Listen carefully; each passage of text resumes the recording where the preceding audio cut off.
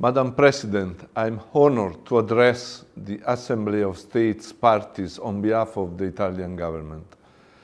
Italy fully aligns itself with the intervention delivered on behalf of the European Union and its member states, and I will add a few remarks in my national capacity.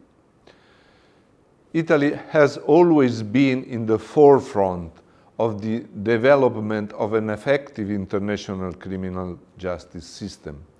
And 23 years after hosting the conference that adopted the Rome Statute, I wish to reiterate my country's unwavering support to the International Criminal Court, which remains an indispensable institution and the bulwark, often the last one, against the impunity of perpetrators of the most serious crimes.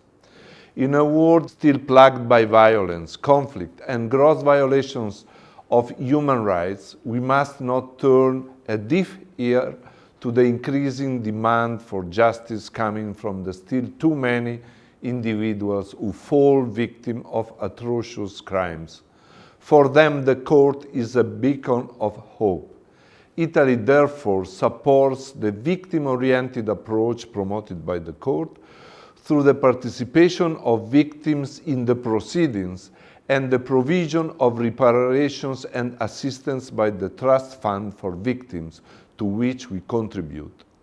By holding the perpetrators of international crimes accountable and repairing the harm suffered by victims and communities, not only does the court deliver justice, it also contributes to creating the condition for sustainable peace.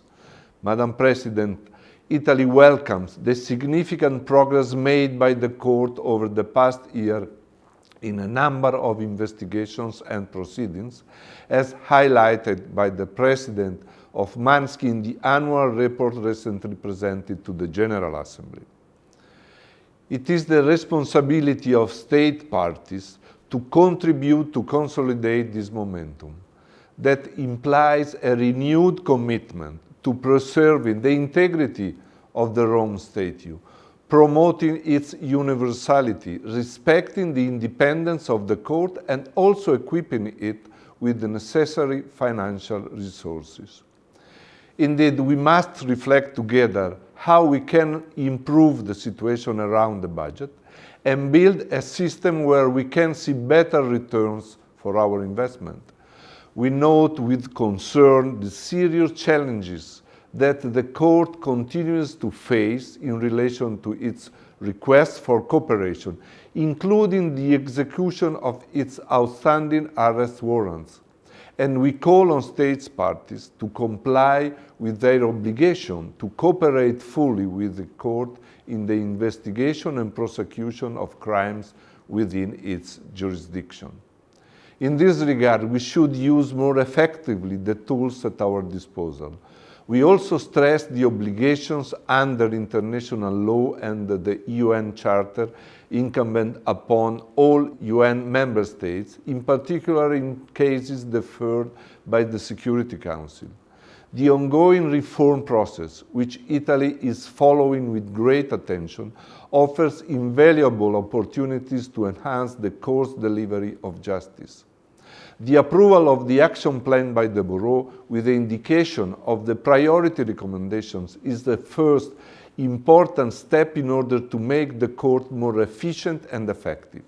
We believe that the special attention should be paid to the implementation of recommendations aimed at improving the quality and effectiveness of investigations, decision-making, cooperation, and management of financial resources.